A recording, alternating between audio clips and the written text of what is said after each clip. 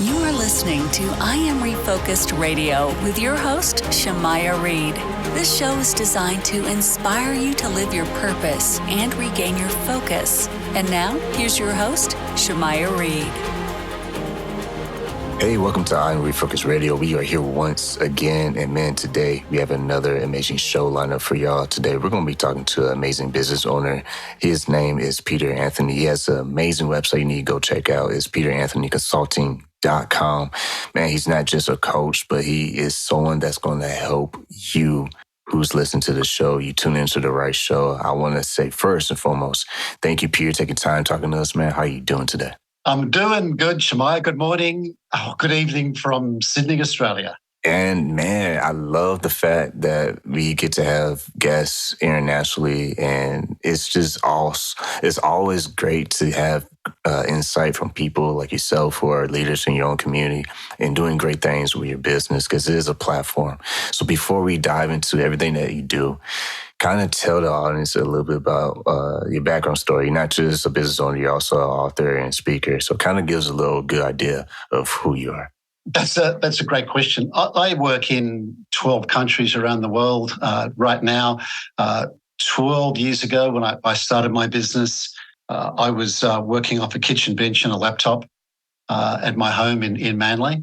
And through a lot of good advice and a lot of good fortune and a lot of good faith, I arrived at an approach that not only helped me enormously, like personally and professionally, I've also had the good fortune to be able to assist people in all types of businesses in those 12 countries. So I feel very fortunate this morning.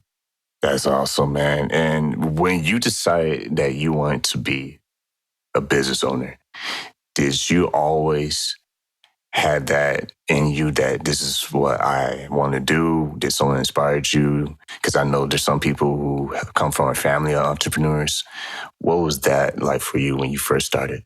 When I very first started, I worked for a multinational. I worked for IBM originally, who are an awesome organization. And I was there for 5 or 6 years, Shamaya. And I realized pretty quickly that it was killing my soul. I mean, some people are born to be corporate animals and work in large organizations, and that's fantastic. I was one of those individuals that just had a burning fire inside myself, or a call to adventure, if you like, that I needed to do something else. And I think the message you get from yourself is, I'm not happy here and I'm going to be happier somewhere else. You get an inkling of a dream or an inkling of an idea.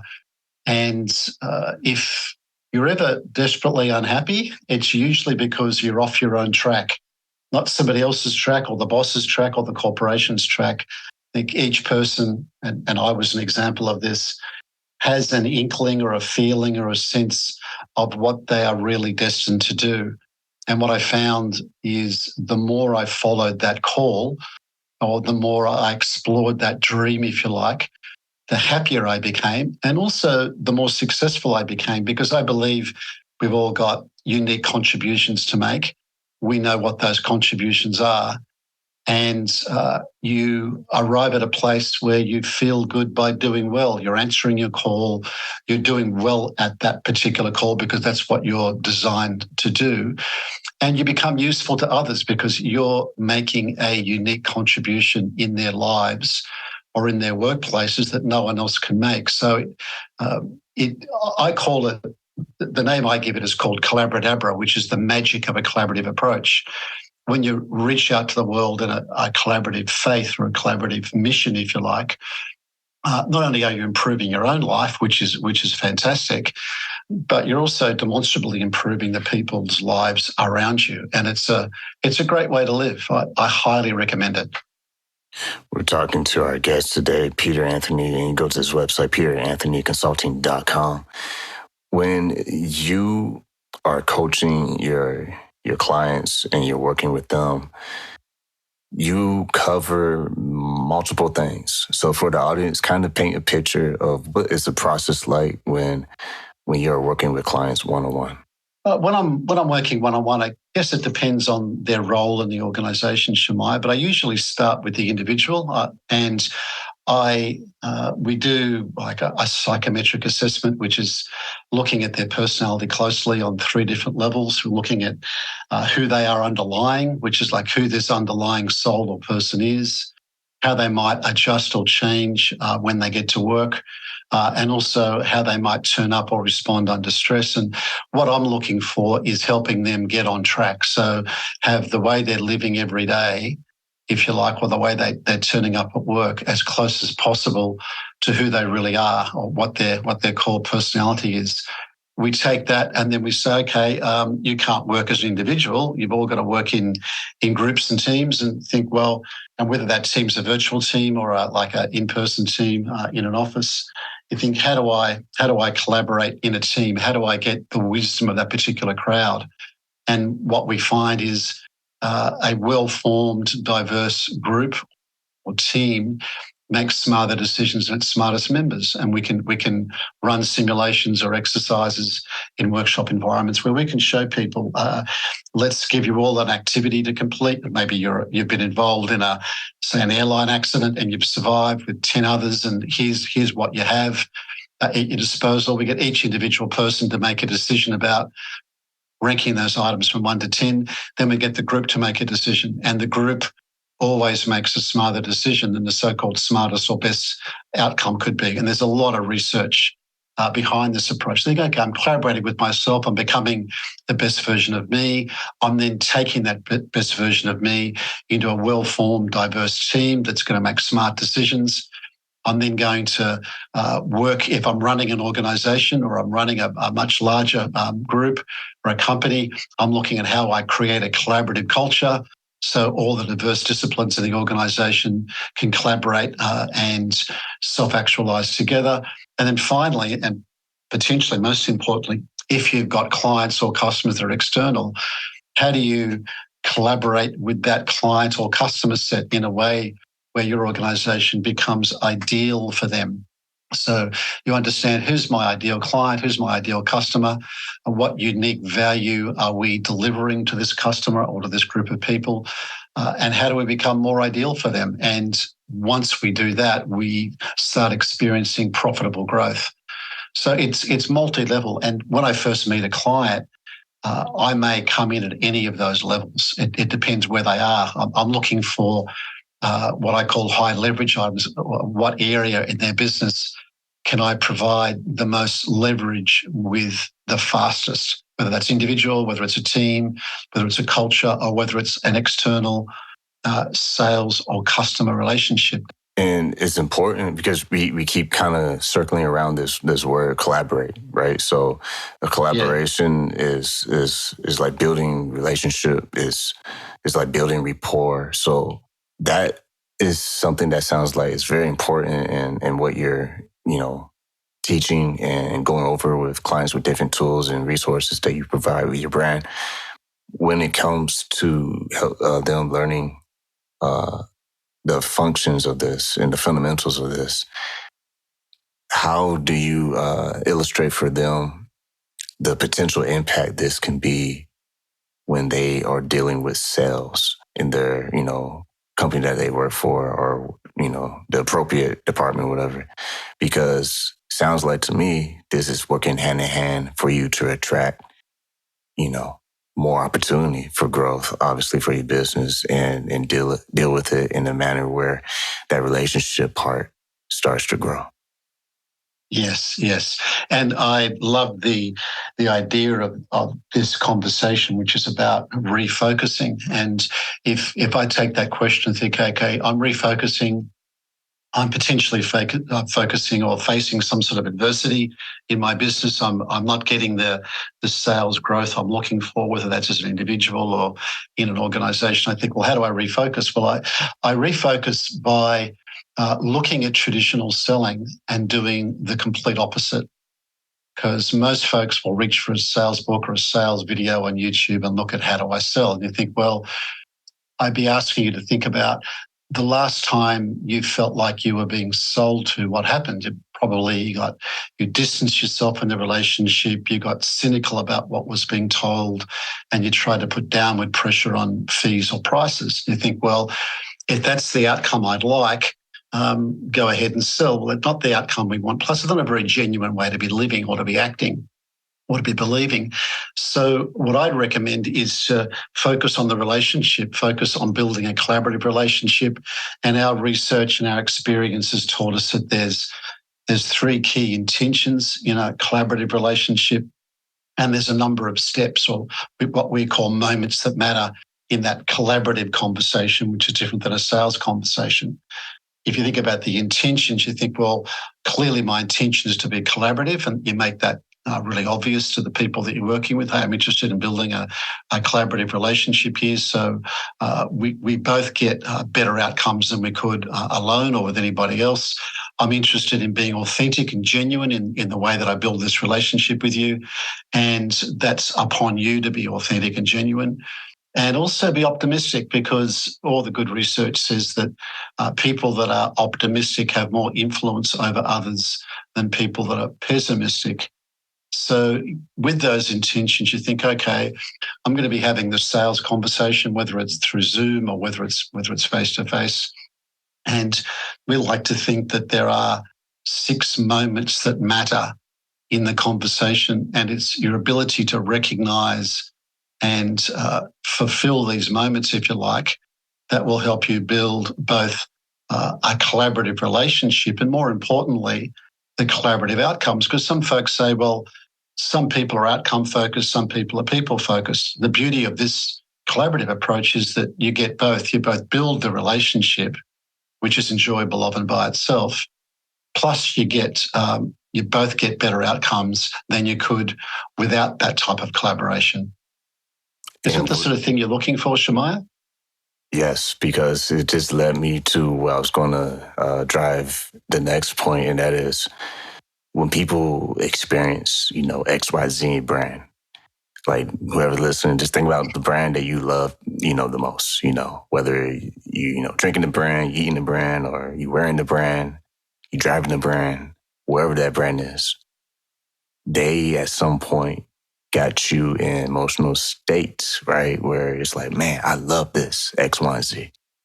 Well, that leads to the next thing that's really in your book, and that is Collabradabra, the magic of collaborative conversations, because it creates a magic, feeling. Yes. When people experience a certain situation at the point of a conversation or a relationship, because nothing's forced, everything kind of just free flows at that point. It does.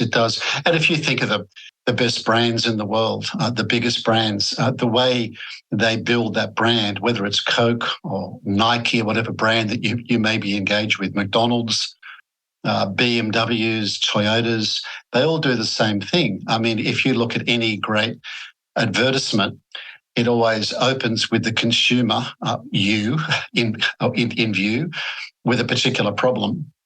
And they attempt to uniquely illustrate or show you that problem that you have. Yeah, that's me. I've got that problem. I'd like to feel good when I'm running, so I'm going to engage with Nike sportswear.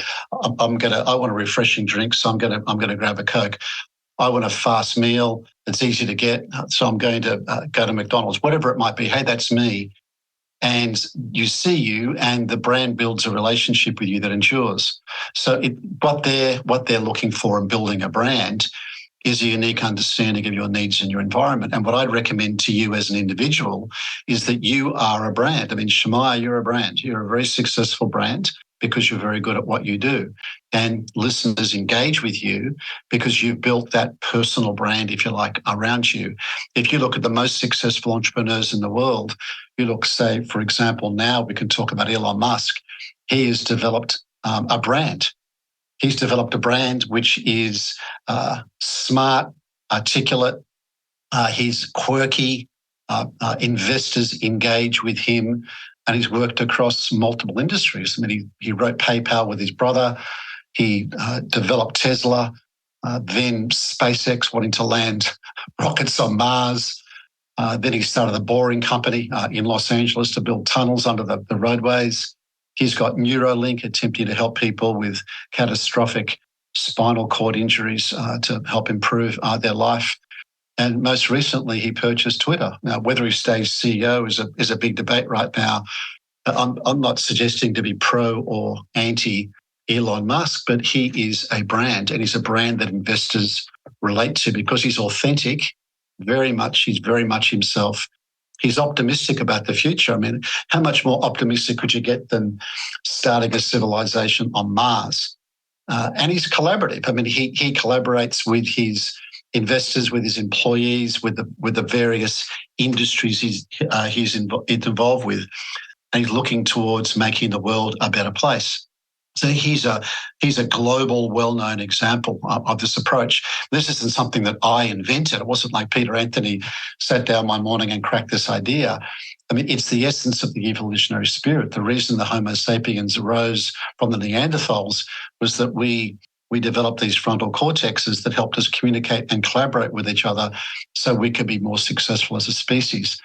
Societies, like Eleanor Ostrom won the last woman to win a Nobel Prize in economics in pro-social collaboration. She studied the fact that societies that are collaborative are the most successful. There's a range of good research in almost any area you can look at that says the collaborators win. Now, right now, we have never been more polarized. The most recent Pew research in the US suggests that people have been never less likely to change their minds as a result of what they're listening to or what they're reading, because the social media algorithms feed you up more of what you already believe. And they make the other guys the enemy, right? They're the bad guys, we're the good guys. So it makes it harder to change your mind. And what I'm suggesting is that the collaboration is going to leave you both better off, whether it's politically, whether it's economically, or even in a relationship. There's good work done by John Gottman at Washington State University around romantic relationships and the conversations in romantic relationships that also have more enduring marriages. So it's an ethos I'd encourage you to embrace, to think more about how can I live a more collaborative life. And that goes back to the book Collabradabra. Can't say Collabradabra. Yeah, that's it rhymes with abracadabra. It's magic. Yeah, I just got tongue-tied. I was trying to say Collabradabra is what I was trying to say. It goes back to where it says the magic, right? Because that's where it starts. Because it's like what you just kind of said moments ago about a person who kind of doesn't want to learn from something different, something new. Like the example of social media is showing an algorithm of just what you already like. Well, if a person treats their like daily routine as an algorithm, they leave no room for nothing else. That's no room for someone else to say something. Because if someone else says something different to what their algorithm is for that day, all of a sudden, like you said, they become like the enemy of that person. Like, oh, I'm not going to listen to you. I'm not going to give you any time of the day. But they could be missing out on the opportunity for that collaboration. Yes. And if most problems that you'll be facing, I don't mean medical issues, I mean more psychological or challenges that you're facing that you find hard to address. Most of those issues will be either completely or partly solved by broadening and deepening the relationships that you're involved in. Because quite often what happens when you face challenges, one of the first things that happens in that stress response is you tend to withdraw from social support, and you tend to get more cynical and more pessimistic about the future. So this approach is saying, if you'd like the magic to happen, reach out to people. Even if you're a very introverted individual, you are very good at having fewer, deeper relationships. So reach out to those people, build those relationships, whether it's personally or commercially. And that's when the magic will start happening because, as I mentioned, we're hardwired evolutionary-wise to feel good by having successful relationships. And it's interesting, if you look at the positive psychology research, the number one marker of self-reported happiness, the people that say, I'm the happiest when, it's relationships, when my relationships are going well, when I feel connected with people. So it's something I can strongly recommend to think about doing. How do I reach out? And what we're talking about now is the book I wrote, which is I thought, well, how do I do this? I mean, how do I as an individual change a culture or change a team or change a country? Well, maybe I can't, but I can change how I have conversations. So I went back to college and studied this and wrote the book. And fortunately, I've run workshops in 12 countries on this to help people build collaborative relationships by having collaborative conversations. Because when you think about it, a relationship is a series of conversations, and the quality of the relationships is the quality of the conversations. Man, that's it right there. If you listen right now, you listen on Refocus Radio, talking to our guest, Peter Anthony. And yeah, get his book, Collabradabra. I can say it. And it's the magic of collaborative conversations. And when people get nervous, I'm going to be vulnerable for a minute because this is why people can relate to the show. When people get nervous, we easily can overthink things.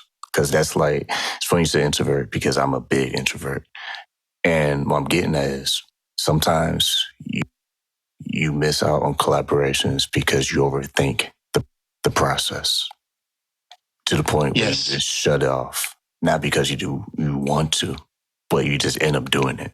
Because either A, you're making it worse than what it is. So people just be like, all right, I ain't got time for this. Or you do that versus just do it. Like, don't overthink it. Like, no one thinks about 2 minutes how to tie your shoes. Maybe when you first learned it when you were a toddler, but when you're grown, you don't do that no more. So that's what I'm getting at. It's that part of the process as well. Stop overthinking certain things. Yes. And nervousness is very common. I get it regularly. I mean, I get to speak at conferences and open workshops and speak on podcasts, and I'm regularly getting nervous. And you think, well, and I ask myself the question, is that nervousness or is it excitement? And what should I be doing next? And I observe how I'm thinking. I think, wow, I'm getting a little nervous and get a bit excited. And what happens? Well, my senses get heightened. I pay a lot more attention to things. I feel a little bit jittery as I'm about to speak. And I'm thinking that's a good thing, because what that's doing, it's a way of your mind and your body and your emotions to make you alert enough to be at your best. And I love the title of a book I read a few years ago. It was called Feel the Fear and Do It Anyway. Feel the fear and do it anyway, because on the other side of that nervousness is where the treasures are. If you look at all the great fairy tales and kids stories, even Shrek, which I really love, the biggest treasure is always hidden behind the biggest dragon. The hero doesn't just walk past the dragon into the treasure. There's a struggle that's going on, and the hero's always doubting whether or not they can complete the challenge. So I'd say, feel the nervousness. That's really normal, and the higher the stakes, the more the reward is there. The bigger the dragon is on the other side. That means it's even more reason to not ignore the nervousness, not push it down, not pretend it's not there. Feel it, and do it anyway. And you'll find you'll do a better job when you're slightly nervous and a little bit stressed than when you're not. I mean, one very quick story. I live in Manly in Sydney, and I swim regularly in the ocean in the morning. We swim through the surf and then around to a bay. It's about 1.5 to 2 Ks.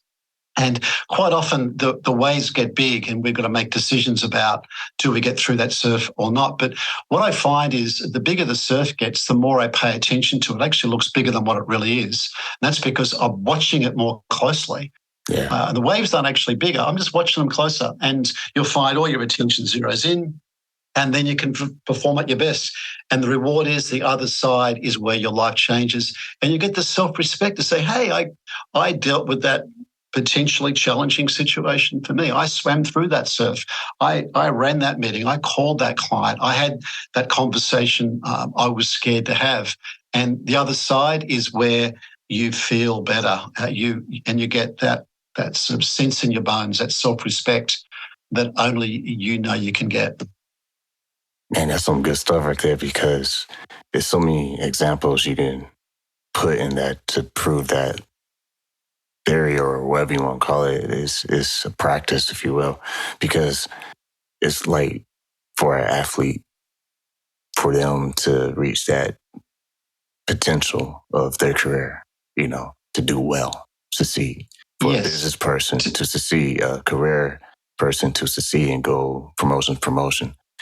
It's all about really attacking that fear and going to the other side, because you won't know that feeling of being proud of your work or your accomplishments if you play it safe and you settle. Yeah, not settle. And the really interesting thing, Shemaiah, is that as you get more successful, the challenges get bigger. So you're always feeling the fear. You're always feeling nervous because the challenges keep getting bigger. I mean, I'm watching the NFL because I really enjoy watching Patrick Mahomes play football. Hopefully, I'm not turning anybody off by my allegiances in football. And I think you look at those great athletes, whether it's great Olympians or great football players or great baseball players, when they're young, they keep getting promoted up to leagues.